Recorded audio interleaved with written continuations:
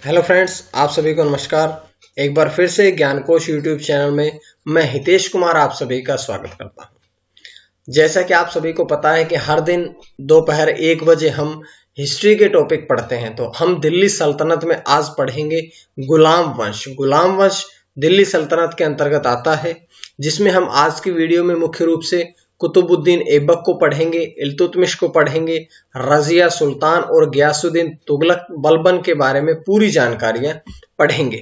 तो गयासुद्दीन बलबन तक की जानकारी हम आज की वीडियो में पढ़ेंगे। तो चलिए शुरू करते हैं एक एक करके सारी जानकारियां। इस जानकारी से पहले मैं आपको बताऊं कि देखिएगा, हमारा जो प्राचीन भारत था, प्राचीन भारत समाप्त हो चुका है। एक एक वीडियो करके मैं बता चुका हूं।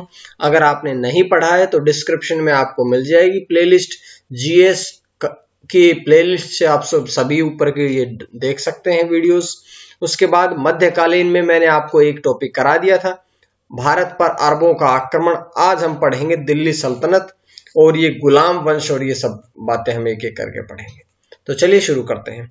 सबसे पहले बात करते हैं कि ऐबक को मलिक नाम से भी जाना जाता था, क्योंकि ऐबक के बारे में सबसे पहले पढ़ेंगे गुलाम वंश में, तो ऐबक को ही मलिक के नाम से भी जाना जाता है। बात करते हैं एक एक करके आगे। सबसे पहले आता है गुलाम वंश। गुलाम वंश जो है वो दिल्ली सल्तनत में 1206 से लेकर के 1290 ईस्वी तक चला था। इसके संस्थापक रहे हैं कुतुबुद्दीन ऐबक, जिन्होंने 1206 से 1210 तक शासन किया था। मोहम्मद गोरी के सबसे महत्वपूर्ण गुलाम कुतुबुद्दीन ऐबक ने 1206 से 1210 ईस्वी तक गुलाम वंश की नींव रखी थी। यह पहला तुर्क शासक था। इसे हातिम ताई द्वितीय भी कहकर के बुलाया जाता था। अब बात करते हैं इससे आगे। तो चलिए इससे आगे बढ़ते हैं कि कुतुबुद्दीन ऐबक ने अपनी राजधानी कहां पर बनाई थी। तो कुतुबुद्दीन ऐबक, जिन्होंने गुलाम वंश की स्थापना रखी थी, उन्होंने अपनी राजधानी बनाई थी लाहौर। उसके बाद कुतुबुद्दीन ऐबक ने को उदारता एवं दानी स्वभाव के कारण लाख बख्श की उपाधि भी दी गई थी। काजी ने कुतुबुद्दीन ऐबक को कुरान खान अर्थात कुरान का सही पाठ करने वाला भी कहा था। कुतुब मीनार की नींव जो है वो कुतुबुद्दीन ऐबक ने डाली थी, जिसे बाद में मुख्यतः इल्तुतमिश ने पूरा करवाया था। तो जैसा कि यहां से नाम में ही शुरुआती दिखाई दे रहा होगा, कुतुबुद्दीन ऐबक, इन्होंने अपने नाम से ही कुतुब मीनार की दिल्ली में स्थापना शुरू कराई थी, लेकिन बीच में इनकी मृत्यु हो गई थी और जो बाकी बचा कार्य था वो इनके बाद इल्तुतमिश ने पूरा करवाया था। ये बार बार प्रश्न पूछा जाता है। कुतुब मीनार का निर्माण सूफी संत शेख ख्वाजा कुतुबुद्दीन बख्तियार काकी की याद में करवाया गया था। ऐबक ने दिल्ली में कुब्बुल उल इस्लाम एवं अजमेर में 2.5 दिन का झोपड़ा नामक मस्जिद का निर्माण कराया था। 2.5 दिन का झोपड़ा इसलिए प्रमुख है क्योंकि ये कहा जाता है कि ये मात्र 2.5 दिन में बनकर के तैयार हो गई थी, इसलिए इसका नाम 2.5 दिन का झोपड़ा पड़ा है। कुतुबुद्दीन ऐबक की मृत्यु 1210 में हुई थी और बहुत बार एग्जाम में पूछते हैं कि किस प्रकार से हुई थी। तो 1210 में ये लाहौर में चौगान खेल रहे थे। चौगान जो आजकल वर्तमान समय में पोलो बोलते हैं जिस गेम को, वो चौगान खेलते समय घोड़े से गिर गए थे और घोड़े से गिरते ही इनकी मृत्यु हो गई थी। इनकी मृत्यु के पश्चात इनका जो उत्तराधिकारी बना था वो बना था आराम शाह। इनका पुत्र था जो आराम शाह, वे इसके बाद गद्दी पर बैठा था। तो ये गुलाम वंश के बाद आता है शमशुद्दीन इल्तुतमिश, जो 1211 से 1236 से तक उन्होंने यहां पर शासन किया था। बात करते हैं इल्तुतमिश की। इल्तुतमिश 1211 में जो आराम शाह, जो कि कुतुबुद्दीन ऐबक का पुत्र था, आराम शाह, वो जैसे ही 1210 में गद्दी पर बैठा तो इनकी हत्या करके इल्तुतमिश 1211 में दिल्ली की राजगद्दी पर बैठ गया था। इल्तुतमिश इलबारी तुर्क था जो ऐबक का गुलाम और दामाद भी था। जो इल्तुतमिश जो था ये कुतुबुद्दीन ऐबक का गुलाम और साथ साथ में इनका दामाद भी था। तो उसके बाद बात करते हैं कि दिल्ली सल्तनत का सुल्तान बनने से पहले वह बदायूं का सूबेदार था। तो ये प्रश्न अगर पूछा जाए कि वह दिल्ली का सुल्तान बनने से पहले किस पद पर था, तो वो दिल्ली का सुल्तान बनने से पहले बदायूं का सूबेदार था। इल्तुतमिश को दिल्ली सल्तनत का वास्तविक संस्थापक माना जाता है।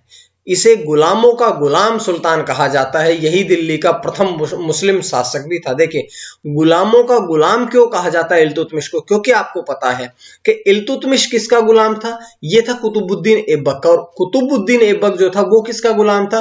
वो था मोहम्मद गोरी का। तो गुलाम का भी गुलाम था, इसीलिए इसको गुलामों का गुलाम कहा जाता है। इस बात को आपने पूरी तरह से पढ़ना है। बात करते हैं कि इल्तुतमिश लाहौर से राजधानी को स्थानांतरित करके कहां ले आया? दिल्ली में ले आया था। और इल्तुतमिश ने अमीरों की शक्ति को नष्ट करने के लिए गुलाम सरदारों का एक संगठन बनाया, जिसे क्या कहा गया? इसे कहा गया तुर्कान ए चिहालगानी।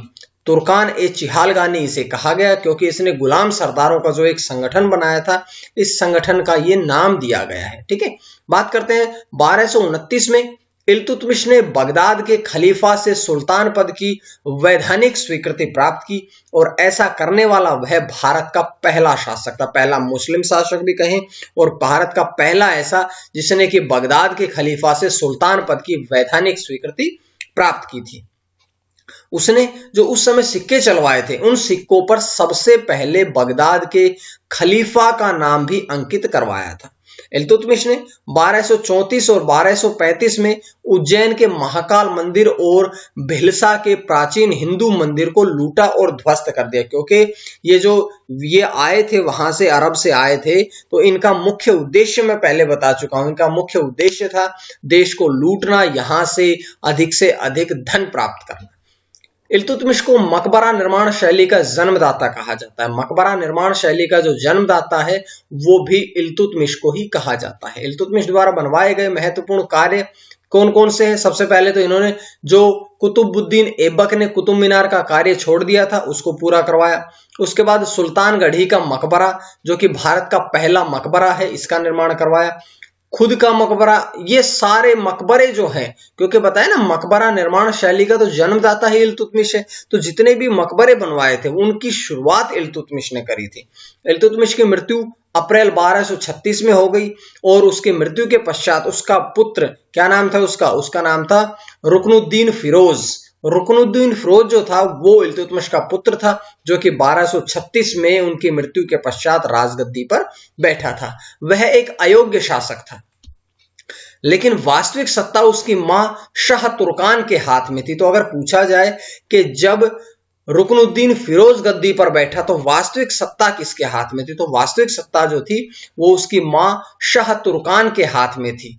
तुर्क अमीरों ने शाह तुर्कान के अवांछनीय प्रभाव से परेशान होकर रुकनुद्दीन को हटा करके रजिया सुल्तान को सिंहासन पे बैठा दिया था। क्योंकि जब शासक कोई और था और शासन कर कोई और रहा था, इस बात से जो अमीर लोग थे उन्होंने परेशान होकर के इसको हटा दिया, रुकनुद्दीन फिरोज को गद्दी से हटा दिया और रजिया सुल्तान को दिल्ली की सल्तनत सौंप दी गई थी। बात करते हैं कि सुल्तान ने दो महत्वपूर्ण सिक्के, चांदी का टका और तांबे का जीतल का प्रचलन करवाया था, जिसने सिक्कों पर टकसाल का नाम लिखने की परंपरा भी शुरू करी थी। इल्तुतमिश ने इक्ता प्रणाली का मतलब क्या होता है कि जो वेतन के बदले जो कार्यरत होते थे, जो सेना में जवान होते थे, जो अधिकारी होते थे, उन्हें इक्ता प्रणाली शुरू करी थी। इक्ता प्रणाली का मतलब था कि उन्हें वेतन नहीं दिया जाता था, बल्कि वेतन के बदले में भूमि का एक टुकड़ा दे दिया जाता था और वहां से वे कर वसूल करके अपनी इनकम चलाते थे। बात करते हैं कि इक्ता प्राप्त करने वाले इक्तेदार का उसके इक्ता पर अधिकार वंशानुगत नहीं होता था। इल्तुतमिश ने इक्तेदारों के स्थानांतरण की व्यवस्था भी शुरू कर दी थी। इसका उद्देश्य इक्ता व्यवस्था में सामंतवादी के तत्व को उत्पन्न करने से रोकना था। अब बात करते हैं रजिया सुल्तान की। रजिया सुल्तान, आपको पता है कि पहली मुस्लिम शासिका जो थी वो रजिया सुल्तान थी। बात करते हैं कि रजिया सुल्तान कब से कब तक शासन किया उन्होंने, तो उन्होंने 1236 से लेकर के 1240 तक उन्होंने शासन किया था। रजिया सुल्तान दिल्ली की सल्तनत की पहली और अंतिम महिला मुस्लिम शासक थी। पहली भी वही थी और अंतिम शासिका भी जो दिल्ली सल्तनत पर बैठी थी वो भी रजिया सुल्तान ही थी। ग्वालियर के अभियान से वापस आते समय इल्तुतमिश ने अपना उत्तराधिकारी रजिया सुल्तान को घोषित कर दिया था और रजिया ने अपने सिक्कों पर अमरत अल निस्वान की उपाधि अंकित करवाई थी। रजिया के मलिक जमालुद्दीन याकूत को अमीर आखूर अर्थात अश्वशाला का प्रधान नियुक्त कर रखा था। अश्वशाला का प्रधान कौन नियुक्त कर रखा था? अमीर ए आखूर। रजिया के विरुद्ध प्रथम विद्रोह जो था वो कबीर खान तथा दूसरा विद्रोह अल्तूनिया भटिंडा के गवर्नर द्वारा किया गया था। पहला कबीर खान ने किया और दूसरा किया था अल्तूनिया यानी कि भटिंडा के गवर्नर द्वारा किया गया था।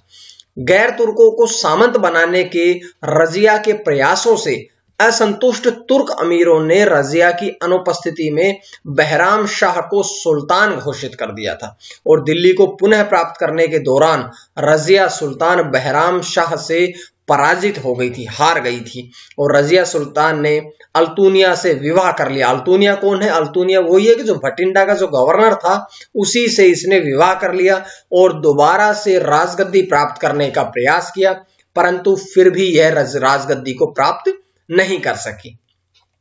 बहराम शाह ने अपनी सत्ता को सुरक्षित करने के लिए तुर्क अधिकारियों में एक नवीन पद की स्थापना की और इस नवीन पद का नाम क्या रखा? नायब ए मुमलकत। नायब ए मुमलकत जो था वो एक तुर्क अधिकारियों का एक सुरक्षित संगठन था जो संपूर्ण अधिकारों का स्वामी होता था। यह पद एक संरक्षक के समान होता था, यानी कि जो अंगरक्षक होते हैं, जो शासक की, जो राजा की सेवा करते हैं, संरक्षा जो उन्हें रक्षा प्रदान करते हैं, वो एक संरक्षक के समान था। सबसे पहले यह पद जो नायब का पद था यह रजिया के विरुद्ध षड्यंत्र करने वाले एक नेता एतगीन को दिया गया था। एतगीन कौन था? यह वह व्यक्ति था जिसने रजिया सुल्तान के विरुद्ध षड्यंत्र रचा था। ठीक है। 13 अक्टूबर 1240 को कैथल जो कि हरियाणा में है, कैथल के समीप डाकुओं द्वारा रजिया सुल्तान पर आक्रमण कर दिया गया और इस आक्रमण में रजिया सुल्तान मारी गई थी। इस प्रकार से दिल्ली सल्तनत की पहली और अंतिम शासिका रजिया सुल्तान का अंत होता है। बात करते हैं एल्फिंस्टन के अनुसार यदि रजिया स्त्री न होती तो उसका नाम भारत के महान मुस्लिम शासकों में लिया जाता था, क्योंकि जो पहली बात तो यह थी कि उस समय पुरुष प्रधान होने के बाद भी रजिया ने अपना वर्चस्व उठाया था, अपना वर्चस्व बनाया था, सभी जगह पे अपना नाम उन्होंने अंकित करवाया था। तो इस बात को देख करके एल्फिंस्टन ने यह बात कही है। बात करते हैं बहराम शाह को बंदी बना लिया गया और मई 1242 में उनकी हत्या कर दी गई। उसके बाद दिल्ली का सुल्तान कौन बना? उसके बाद दिल्ली का सुल्तान बना अलाउद्दीन मसूद शाह। बलबन ने षड्यंत्र कर सुल्तान को पद से हटाकर नासिरुद्दीन मोहम्मद को दिल्ली का सुल्तान बना। देखिएगा, जैसे ही रजिया सुल्तान जाती है उसके मरने के पश्चात बहुत से छोटे छोटे शासक ऐसे ही लड़ाई झगड़े करते हैं, बनते हैं, हटते हैं। इस प्रकार का सिलसिला चलता रहता है। बाद में आता है बगदाद के अंतिम खलीफा का नाम भारत में सर्वप्रथम अलाउद्दीन मसूद शाह के सिक्कों पर अंकित किया गया था। अब बात करते हैं एक और महत्वपूर्ण, गयासुद्दीन बलबन। गयासुद्दीन बलबन जो थे उन्होंने 1265 से लेकर के 1286 तक भारत में शासन किया था। अब बात करते हैं उनकी। तो गयासुद्दीन बलबन, इलबरी तुर्क बलबन का मूल नाम या प्रारंभिक नाम था बहाउद्दीन। बहाउद्दीन उनका पहला नाम था या तुर्क के अनुसार उनका पहला नाम था। इल्तुतमिश ने उनकी योग्यता परखकर 40 अमीरों के दल में उन्हें स्थान दिया था। रजिया के काल में उसे अमीर शिकार के पद पर नियुक्त किया गया था। अर्थात जो गयासुद्दीन बलबन था ये इल्तुतमिश के समय से ही योग्य था और इल्तुतमिश के समय में ही ये जो टॉप के 40 अमीर थे उनमें उनके दल में शामिल किया गया था। रजिया सुल्तान के समय में भी ये अमीर शिकार के पद पर नियुक्त था और सुल्तान नासिरुद्दीन बलबन को अपना नायब मुमालिक यानी कि प्रधानमंत्री नियुक्त किया गया था। 1265 में गयासुद्दीन बलबन के नाम से सुल्तान के पद पर आसीन हुआ और इसे दिल्ली सल्तनत का दूसरा संस्थापक माना जाता है। ठीक है, तो ये बात करते हैं दिल्ली सल्तनत के दूसरे संस्थापक माने जाते हैं। बलबन अपने आप को तुर्की वीर अफरासियाब का वंशज मानता था। अफरासियाब जो था वो तुर्की वीर था। उसने नासिरुद्दीन मोहम्मद की पुत्री से विवाह कर लिया और बलबन ने गढ़मुक्तेश्वर की मस्जिद की दीवारों पर अपने शिलालेख में स्वयं को खलीफा का सहायक कहा है। बात करते हैं कि बलबन ने दरबार में सुल्तान का अभिवादन करने के लिए सिजदा और पैबोस का नियम जारी किया था। सिजदा और पैबोस का नियम किसने जारी किया था? ये सुल्तान का अभिवादन, सुल्तान का स्वागत करने के लिए बलबन के दरबार में ये दो नियम जारी किए गए थे। बलबन ने हर वर्ष ईरानी त्योहार नौरोज को मनाना प्रारंभ कर दिया गया था और दरबार में बलबन ने हंसने, मुस्कुराने और मद्यपान पर भी निषेध कर दिया। ध्यान रखिएगा, बलबन ऐसा शासक था जिसने ये कहा कि मेरे दरबार में हंसना भी मना है, मुस्कुराना भी मना है और मद्यपान यानी कि शराब का जो सेवन होता था ये भी उनके दरबार में निषेध था। बलबन ने अपने विरोधियों के प्रति कठोर रक्त और लौह की नीति, बहुत बार एग्जाम में पूछते हैं कि रक्त और लौह की नीति किसने अपनाई थी, तो ये बलबन ने अपनाई थी। हंसने, मुस्कुराने, मद्यपान पर निषेध कर दिया था, रोक लगा दी थी, प्रतिबंध लगा दिया था। रक्त और लौह की नीति को अभी पालन करने के लिए बलबन ने कहा था। बलबन ने तुर्कान ए चिहालगानी का दमन किया था। तुर्कान ए चिहालगानी का इन्होंने दमन किया और बलबन के दरबार में फारसी के प्रसिद्ध वीर अमीर हसन और अमीर खुसरो रहते थे। अमीर खुसरो एक ऐसे व्यक्ति थे जो कि मुस्लिम होने के बाद भी उन्होंने हिंदी की रचनाओं में अपना स्थान देना शुरू कर दिया था। हिंदी की रचनाएं उन्होंने करी थी। बात करते हैं कि बलबन राजत्व का दैवित्य सिद्धांत, theory of divine rights of the king की स्थापना करने वाला दिल्ली सल्तनत का पहला शासक बना था। ठीक है, बलबन सुल्तान को पृथ्वी पर अल्लाह का प्रतिनिधि मानता था। वे कहते थे, बलबन ऐसा मानता था कि जो राजा है वो पृथ्वी पर भगवान का ही रूप है, यानी कि भगवान का ही प्रतिनिधि बनकर के आया है, यानी कि नियामत एक खुदाई बनकर के आया है।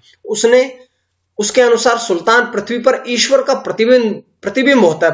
प्रतिबिंब मतलब जिल ए इलाही के भगवान का ही रूप होता है। जो राजा होता है वो भी भगवान का ही रूप होता है, ऐसा उन्होंने कहा था।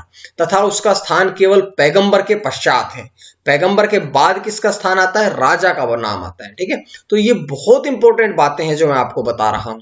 नासिरुद्दीन महमूद ने बलबन को उलूग खां की उपाधि दी थी। तो ये प्रश्न भी पूछा जाता है कि उलूग खां की उपाधि जो थी वो नासिरुद्दीन मोहम्मद ने बलबन को दी थी। दिल्ली सल्तनत में ख्वाजा नामक पद की स्थापना किसने करी? बलबन ने करी। गढ़ मुक्तेश्वर की मस्जिद की दीवारों पर उसने अपने शिलालेख में स्वयं खलीफा का सहायक कहा है अपने आप को। और गुलाम वंश का अंतिम जो शासक था वो था शमसुद्दीन क्यूमर्स। शमसुद्दीन क्यूमर्स जो था वो गुलाम वंश का अंतिम शासक होता है। उसके पश्चात गुलाम वंश समाप्त हो जाता है। ये थी आज की कुछ वीडियो जिसमें मैंने आपको बहुत इंपॉर्टेंट जानकारियां बताई है, वन लाइनर फॉर्म में बताई है, ताकि आप लोग इसको अच्छे से पढ़ लें। अगली वीडियो में हम पढ़ेंगे खिलजी वंश। ये पूरा जो पैटर्न है ये मैं पूजा पब्लिकेशन के सामान्य ज्ञान अध्ययन, जो कि IAS PCS के लिए स्पेशलिस्ट बुक है, यहां से पढ़ाता हूं। अगर आपको ये बुक चाहिए तो ये नंबर लिखे हैं, आप लोग कॉल कर सकते हैं, मैसेज कर सकते हैं। तो आज के लिए इतना ही। मां सरस्वती की कृपा आप सभी पर बनी रहे। आप सभी का बहुत बहुत धन्यवाद। ज्ञानकोश YouTube चैनल को सब्सक्राइब करें। आज के लिए इतना ही, धन्यवाद।